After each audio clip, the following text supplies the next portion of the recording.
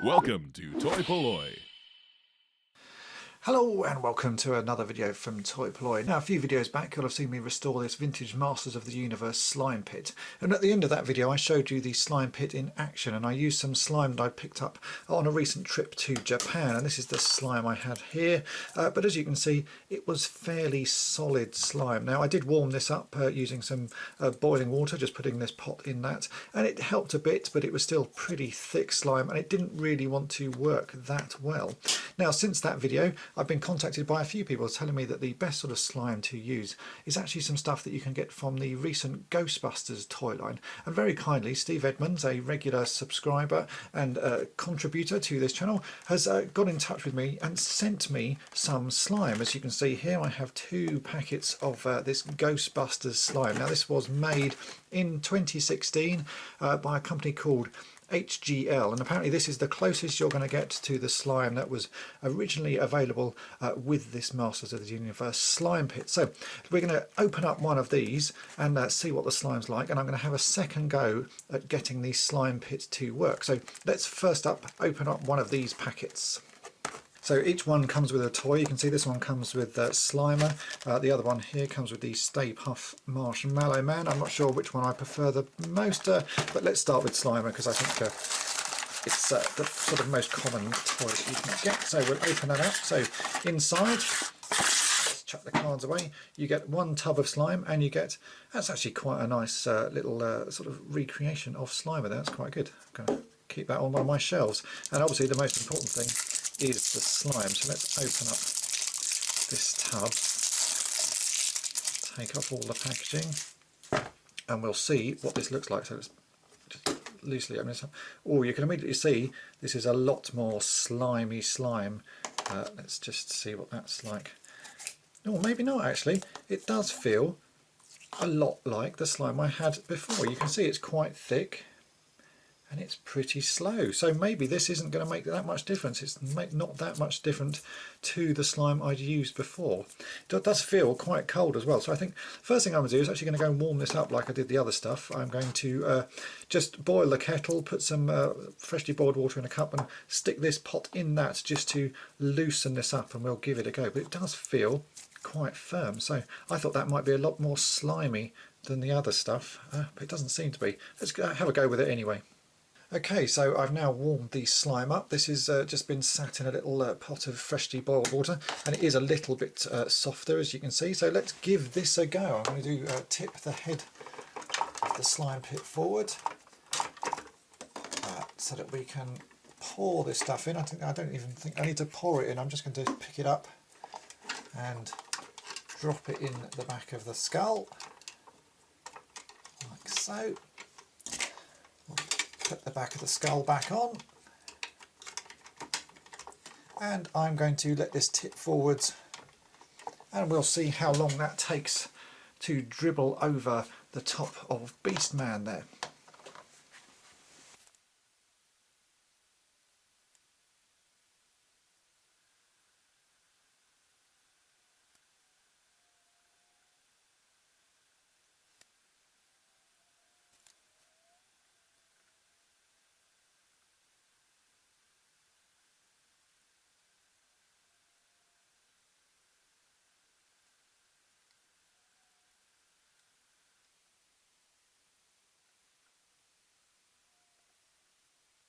As the first round didn't seem to work particularly well, I thought I would have another go with this. So I've actually squidged a little bit of water into this to try and make it a little bit more sort of runny, and I've also been massaging it like this for about 10-15 minutes. So it's got sort of warm in my hands and feels a little bit more runny. You can see it's not amazingly different. So we're going to try this one more time, and then I will open up the second packet of Ghostbusters slime, because sometimes the sort of consistency between packets is different, and we'll try that as well. But after the first attempt I'm not particularly optimistic, so let's have a go with this. We'll drop it in the skull and see what happens.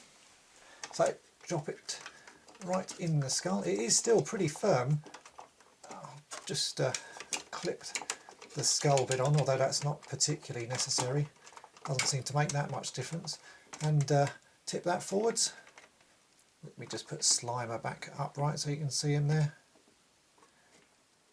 And we'll leave that for as long as it takes.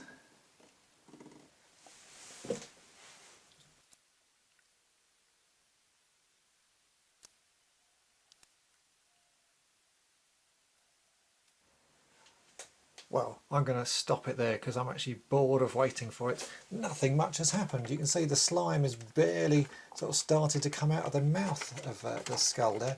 It's hardly moved at all. This stuff is pretty useless. Let me just take the whole skull off so you can see. Yeah, not much going on. So let's take that one out. We'll class that as pretty useless. Put it back in its pot, as you can see. Lovely noise there. And we'll get the other one out. So here is a second packet of Ghostbusters slime. This one has the Stay Puft Marshmallow Man in it. Let's take this off the card. Like so. There's the figure. Not a bad figure again, a little bit of a terrible paint job on it. It's a shame it's so sort of messed up. We can swap Slimer out. So Slimer never actually got slimed, and we'll put the Stay Puft Marshmallow in there. And let's see what this stuff looks like. I imagine it's going to be pretty similar to the other stuff. Oh no, look, that is more what I was expecting. This one does indeed appear to be much slimier. That's really interesting. So let's, if I can get it off the lid, let's put this one in the skull and we'll see how that goes. Hopefully it will be much better. So I wonder what the difference is between this pot of slime, you can see quite runny, and this pot, which is going nowhere.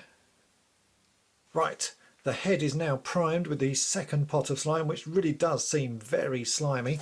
Beastman is trapped, as is the Stay Puft Marshmallow Man. Let's give this a go and see how the slime works this time.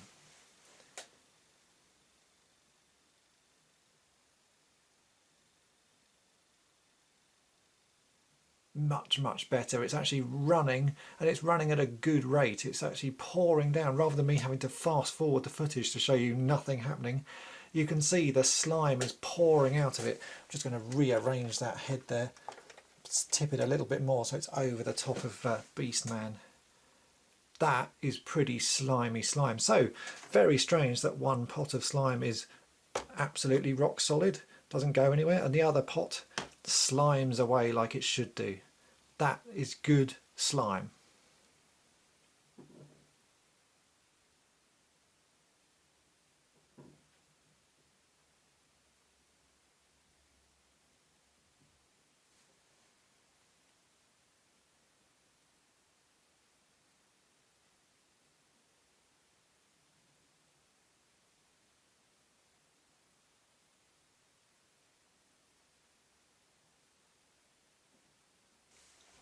Well, that is working really nicely. The slime is now pooling at the bottom and everybody is covered in it.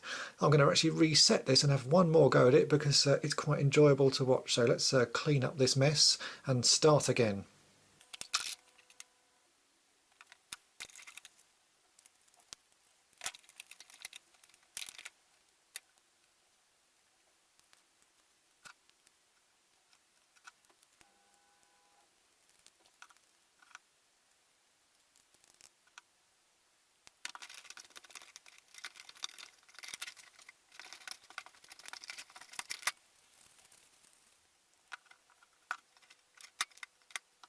Here we go again. This is round 2 with the good pot of slime, not the rubbish pot of slime. Let's see if we can get all of them covered this time. So I'm going to tilt the head forwards.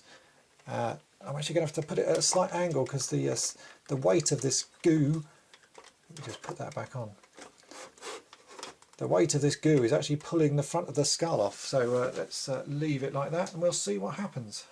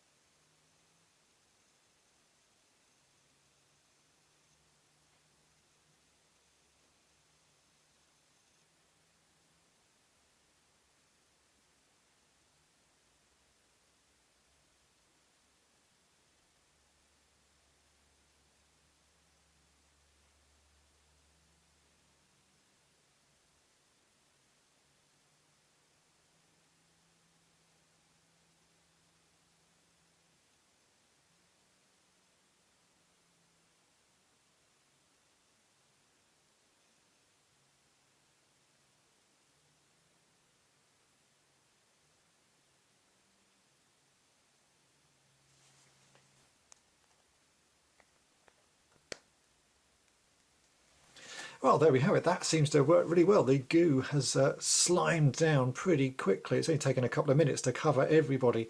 So it's a little bit of an oddity that the first tub of Ghostbusters slime didn't do anything, and this second tub was really runny, considering they're the same slime supposedly. So if you want to play with your Masters of the Universe slime pit, then Ghostbuster slime is pretty good, but I would be inclined to buy a few packets of it, because you may end up with a duff one like I got here, and then have a good one the second time round. But as you can see, it works pretty nicely, and it is pretty good fun to play with. It actually takes a lot longer to clean this mess up than it does to put the slime in, so I'm now going to go and clean up all of this gunk, maybe have one or two more goes before I finish playing with it today. But it certainly is good fun. So thanks for watching. Thanks for watching Toy-polloi. Subscribe for more great videos.